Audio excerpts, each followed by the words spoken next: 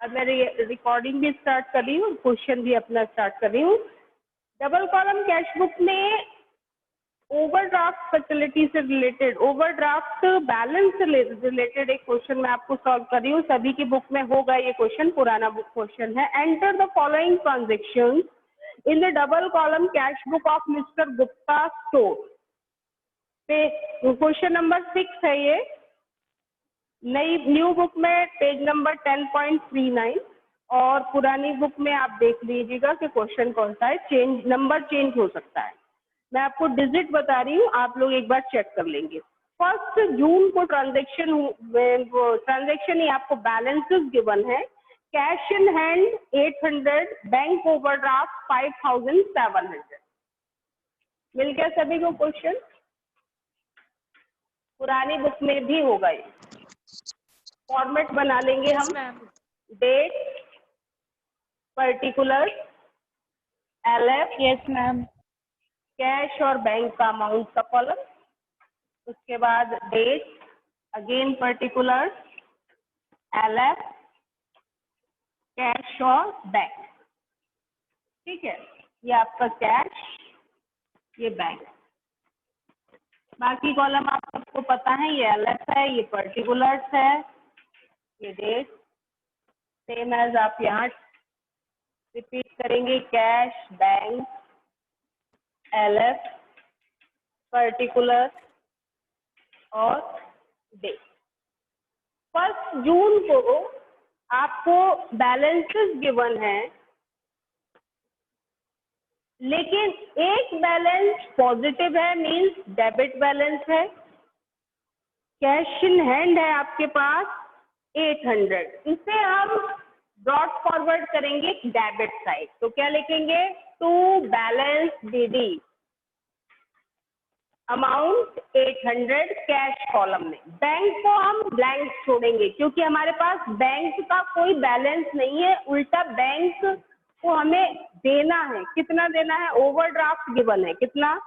5700। तो इसे हम कहाँ पर ब्रॉट फॉरवर्ड करेंगे? 1 जून को ही उसे हम ब्रॉट फॉरवर्ड करेंगे क्रेडिट साइड। क्या लिखेंगे? By balance DD। आपने लास्ट क्वेश्चन में देखा होगा कि हमने लास्ट क्वेश्चन जब सॉल्व किया था तो बैलेंस DD दोनों एक साइड ही किए थे। किस साइड? डेबिट साइड, क्योंकि कैश इन हैंड भी था और कैश एट बैंक भी था। लेकिन इस बार इसमें क्या चेंज आया?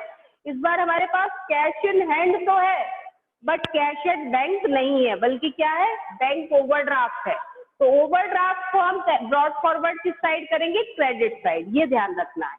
और अमाउंट ऑफ ओवरड्राफ्ट है 5700, तो उसे हम बैंक कॉलम में शो करेंगे, कैश कॉलम को छोड़ देंगे। क्लियर?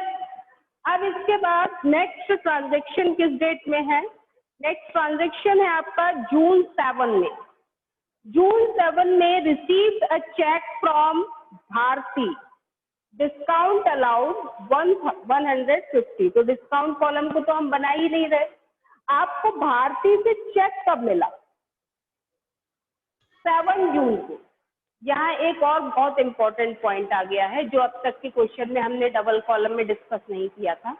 ये ध्यान रखिएगा कि जब भी कोई चेक हमें रिसीव होता है और वो चेक उसी डेट में बैंक नहीं भेजा जाता, कोई भी चेक जैसे आज मिला और उसे अगर आज ही हम बैंक भेज देंगे तो उसकी एंट्री करेंगे हम बैंक कॉलम में।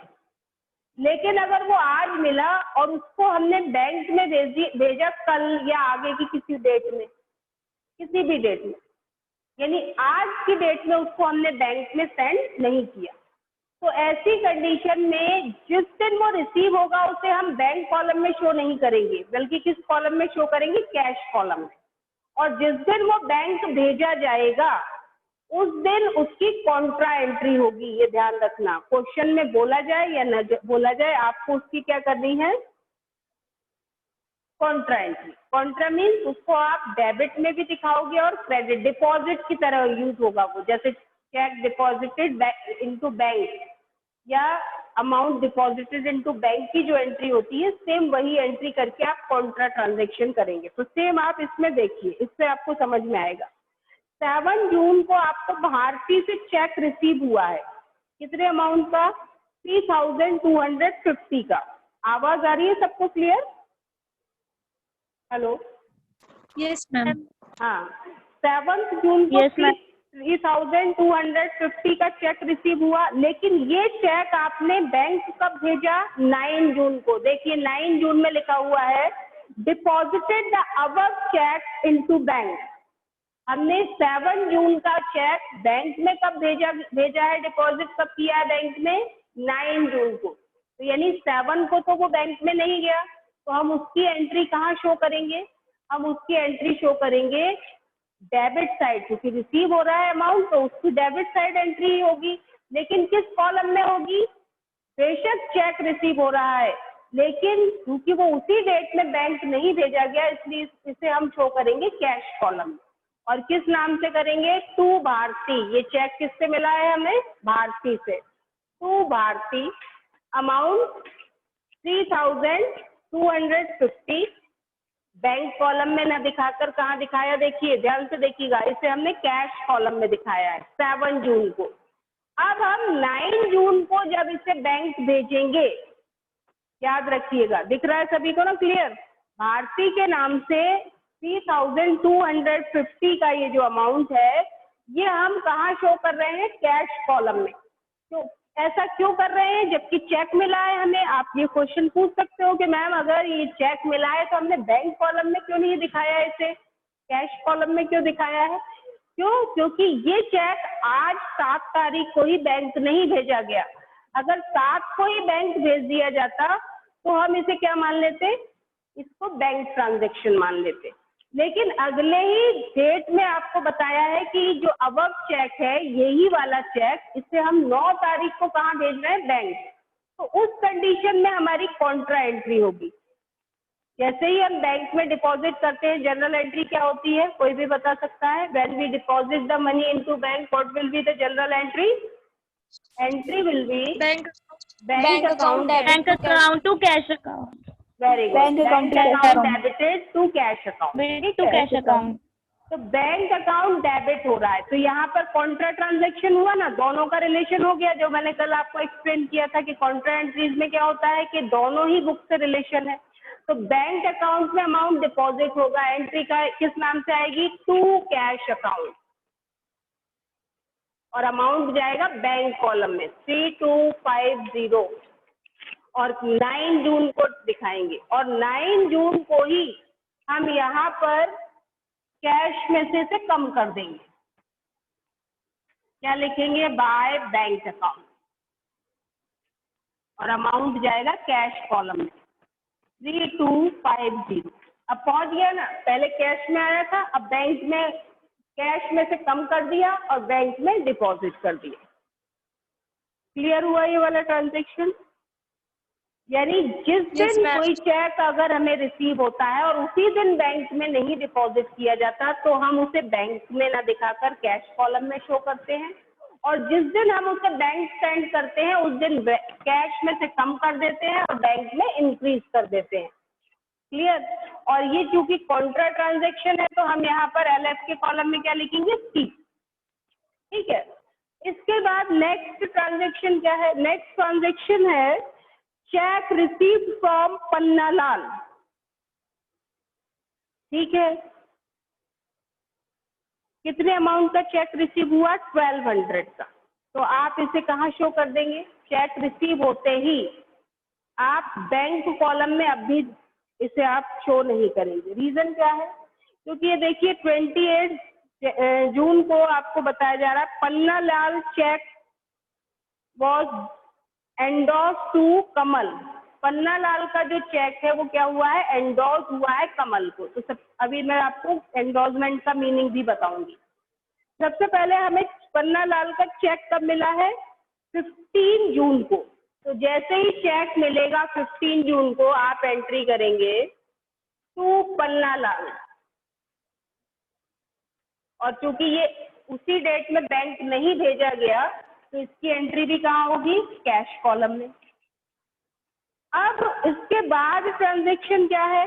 भारतीय चेक रिटर्न डिसऑनर्ड। भारती ने जो ये चेक दिया था हमें 3250 का, जिसको हमने नेक्स्ट डेट में कहाँ भेजा था, बैंक में भेजा था, वो चेक डिसऑनर हो गया। मीन्स हम भारती के अकाउंट से पैसे लेने गए लेकिन उसके अकाउंट में उतना डिपॉजिट नहीं था, तो चेक क्या हो गया, डिसऑनर। डिसऑनर होते ही जनरल एंट्री बनती है, भारती डेबिटेड, यानी जिसने हमें चेक दिया था उसका अकाउंट डेबिट हो जाएगा टू बैंक अकाउंट। क्या एंट्री बनाएंगे, डेटर जो भी होगा, जो भी भारती, जो भी नाम उसका होगा, वो डेटर का अकाउंट क्या हो जाएगा, डेबिट हो जाएगा, और बैंक अकाउंट क्या हो जाएगा, क्रेडिट हो जाएगा। जबकि रिसीव होते टाइम हम एंट्री रिवर्स बनाते हैं, bank account debit to Bharti या टू कैश, जो भी कर सकते हैं, लेकिन जैसे ही डिसऑनर होगा रिवर्स एंट्री बन जाएगी। तो ये अमाउंट कहाँ आ जाएगा, क्रेडिट साइड बाय भारती। ठीक है, और किस डेट में ये चेक डिसऑनर हुआ है हमारा भारती वाला, ये जो चेक डिसऑनर हुआ है 20 जून को। इन्होंने अमाउंट नहीं बताए, अमाउंट इसलिए नहीं बताए क्योंकि भारती के चेक का अमाउंट हमें पता है कितना है, 3250, और ये बैंक भेजा था तो बैंक में ही एंट्री आएगी। ठीक है, इसके बाद दूसरा है Pannalal check was endorsed to Kamal. Pannalal से जो हमें चेक मिला था ये 1200 वाला, ये जो चेक है ये हमने कमल नाम के अपने किसी क्रेडिटर को दे दिया। जब हम किसी चेक को किसी अदर पार्टी को हैंड ओवर कर देते हैं तो उसे बोलते हैं एंडोर्समेंट। जैसे मान लो मेरे पास मुझे मिलने थे ए से 10,000 रुपए, तो 10,000 रुपए न देकर ए ने मुझे क्या दे दिया, चेक दे दिया। ठीक है, और ए से चेक लेकर अब मुझे 10,000 ही बी को देने हैं, तो मैंने भी बी को अमाउंट न देकर ए वाला चेक हैंड ओवर कर दिया। चलो ये वाला चेक उस पर लिख दिया जाता है पीछे एंडोर्स टू बी। तो ये जो प्रोसेस होता है इसे बोलते हैं endorsement process. When we transfer one cheque receive from one party and transfer to another party, that is the process of endorsement. तो जब ये चेक का एंडोर्समेंट होता है तो हम चेक के पीछे चेक में लिख उसे शो कर देते हैं कि this cheque has been endorsed to another party. तो अब क्या हुआ, चेक मिला हमें ए से और हमने उसको हैंड ओवर किसे कर दिया, बी को। तो अब पैसा ए के अकाउंट से हम नहीं विड्रॉ करेंगे बल्कि कौन विड्रॉ करेगा, बी विड्रॉ करेगा। तो यहाँ पर जो एंडोर्समेंट का प्रोसेस है ये चेक के साथ हो सकता है। अब जैसे ही हमने ये चेक पन्नालाल का जो चेक था वो किसको एंडोर्स कर दिया, कमल को। तो यहाँ पर आप बाय कमल के नाम से कैश कॉलम में, क्योंकि हमने इसकी एंट्री कैश में दिखाई थी तो कैश में से ही कम कर देंगे 1200 रुपये। अब इसका एक तरीका ये होता है कि दोनों साइड दिखाओ। रिसीविंग की डेट में आपने शो कर दिया कैश कॉलम में, और जिस दिन एंडोर्स किया उस दिन शो कर दिया किस कॉलम में, उस दिन भी एंडोर्सी के नाम से किस कॉलम में शो कर दिया, कैश कॉलम में। अब इसका कोई इफेक्ट आएगा नहीं। तो कुछ राइटर्स क्या करते हैं, एंडोर्समेंट वाले ट्रांजैक्शन को कैश बुक में दिखाते ही नहीं है क्योंकि इसका कैश बुक पर कोई इफेक्ट नहीं पड़ता। लेकिन हमें हर एक ट्रांजैक्शन में हमेशा बताती हूँ कि एंट्री आप जरूर दिखाएं। आने की भी एंट्री दिखाई हमने 1200, हमें कब मिले थे, 15 जून को, और जाने की भी हम एंट्री दिखा रहे हैं। ये जाने की एंट्री कब हो रही है, 28 जून को। तो हमें अकाउंट में तो सारी चीजें क्लियरली दिखानी चाहिए ना। तो कुछ राइटर इन एंट्रीज को, जो एंडोर्समेंट से रिलेटेड एंट्रीज हैं, उनको ओमिट भी कर देते हैं, यानी उनको शो ही नहीं करते डबल कॉलम कैश बुक में। तो वो भी ठीक होता है, वो गलत नहीं होता, लेकिन हम शो करें हर चीज अकाउंट में, ये ज्यादा बेटर है। इसके बाद income tax paid by cheque. Income tax के बारे में हमेशा ध्यान रखना। Income tax paid by cheque की जनरल एंट्री क्या बनाओगे, पहले ये बताओ। इनकम टैक्स पेड, इसकी जनरल एंट्री कोई स्टूडेंट बता सकता है?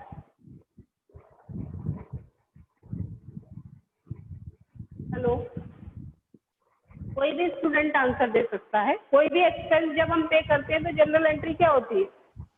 मान लीजिए सैलरी पेड, क्या जनरल एंट्री बनाएंगे? Account debited to cash. कोई एक बोला करें, है ना, salary account debited to cash. अब इसी तरीके से हमने इनकम टैक्स पे किया तो क्या जनरल एंट्री बनेगी? income tax Income tax debited to cash. Very good. Income tax debited to cash, ये आपके माइंड में एंट्री आई क्योंकि आपने सोचा इनकम टैक्स एक एक्सपेंस है तो यही एंट्री बनाएंगे। लेकिन हमेशा ध्यान रखिएगा, ये बहुत इंपॉर्टेंट टॉपिक है। इनकम किसकी? बिजनेसमैन की। और बिजनेसमैन को अपना टैक्स खुद देना चाहिए। अगर वो बिजनेस में से दे रहा है तो वो ड्रॉइंग्स है, ये ध्यान रखिएगा। तो ये नॉर्मली बिजनेस का कोई टैक्स पे करेंगे तो यही एंट्री बनेगी। मान लो सेल्स टैक्स दे रहे हैं, जीएसटी दे रहे हैं, तो एंट्री क्या बनेगी? Sales tax account debited to cash और बैंक अकाउंट। लेकिन हमेशा इनकम टैक्स में ध्यान रखिएगा कि बिजनेस और बिजनेसमैन दोनों एक दूसरे से अलग होते हैं, ऐसा बिजनेस एंटिटी प्रिंसिपल कहता है। तो अगर बिजनेसमैन अपने इनकम का टैक्स बिजनेस के पैसे में से पे कर रहा है तो that is the part of drawing. इसलिए यहाँ पर ये एंट्री नहीं बनाएंगे income tax account debited to cash और बैंक अकाउंट, बल्कि क्या एंट्री बनेगी? यह एंट्री बनेगी drawing account debited to cash और बैंक अकाउंट। चेक से पेमेंट हुआ है तो यहाँ टू बैंक अकाउंट एंट्री बनाएंगे। तो क्या एंट्री बनेगी? Drawing account. हमेशा याद रखना, जहां इनकम टैक्स पेड आएगा वहां आपको यही एंट्री बनानी है। क्या एंट्री बनानी है? Drawing account debited to cash और बैंक। अगर चेक से पेमेंट हुआ है तो बैंक हो जाएगा और अगर कैश में पेमेंट हुआ है तो टू बैंक कैश हो जाएगा। तो यहाँ पर आप कहाँ शो करेंगे इसे? क्रेडिट साइड में। 30 जून को क्या लिखेंगे? By drawings account. समझ आया सामने क्यों किया?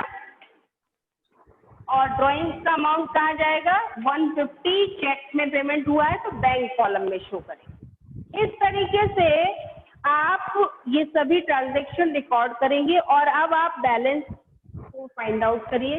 बैलेंस कितना होगा जरा इसके लिए टोटल करके मुझे कोई एक स्टूडेंट बताता रहा करे, इनका टोटल क्या होगा? 3000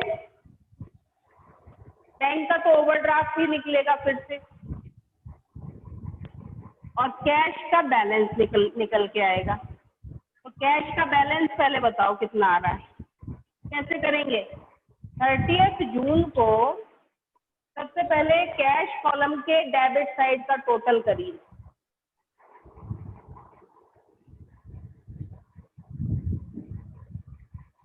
$5,250 इतना ही आ रहा है ना? इसमें से ये दोनों आइटम माइनस कर दो। तो यहाँ पर 30 जून को बाय बैलेंस सीडी कितना हो जाएगा जरा बताइए? दोनों आइटम माइनस कर दो, ये 3250 और 1200। जल्दी से करो, टाइम आउट होने वाला है। हाँ मैम बैलेंस 800 हो जाएगा। वेरी गुड, 800 आप ही से करवाती हूँ मैं। और लेकिन बैंक में उल्टा होगा, क्रेडिट ज्यादा होगा और डेबिट कम होगा। बैंक का क्रेडिट का टोटल बताओ कितना आ रहा है? 3 चीजें हैं क्रेडिट में, 5700, 3250 और 150। मैम 9100। 9100 में से माइनस क्या करना है हमें? 3250, जो डेबिट में जो एक आइटम है 3250, इसे माइनस कर दो। तो यहाँ पर इस बार बैलेंस 30 जून को कहाँ आएगा? To balance CD bank column का बैलेंस बताओ कितना? 9100 में से 3250 डिडक्ट कर दीजिए। मैम 4850। और नहीं बेटा, 5850। 5850 क्लियर। और अब हम यहाँ पर वो टोटल, उधर वाला टोटल लिख देंगे। यहाँ क्या लिखेंगे? यहाँ पर लिखेंगे 5250। क्लियर हुआ सभी को? ये वाला क्वेश्चन बहुत इंपॉर्टेंट क्वेश्चन है। इसमें एंडोर्समेंट भी है, इसमें ओवरड्राफ्ट भी है, इसमें आपको वो उस चेक के बारे में भी बताया, जो डिसऑनर हो रहा है और रिसीव किसी डेट में हो रहा है, बैंक किसी दूसरी डेट में भेजा जा रहा है, बाद में वो डिसऑनर हो रहा है। तो ये बहुत इम्पोर्टेंट एक क्वेश्चन है जिसमें बहुत सारे पॉइंट्स आप एक साथ देख पा रहे हैं। क्वेश्चन को करें और इससे रिलेटेड आगे के क्वेश्चंस भी करके देखें। अभी मैं कल भी इसको कंटिन्यू रखूंगी चैप्टर को, डबल कॉलम कैश बुक वाला ये जो टॉपिक है। कल क्या, अभी तो इस पूरे वीक में रहेगा, इसमें पैटी कैश बुक भी अभी मुझे आपको बतानी है। तो सबसे ज्यादा जो मोस्टली आपसे क्वेश्चन किए जाते हैं वो डबल कॉलम कैश बुक से होते हैं। तो इसके सभी क्वेश्चन आप लोग सॉल्व करके देखिए, ठीक है। कोई और डाउट हो तो आप पूछ सकते हैं।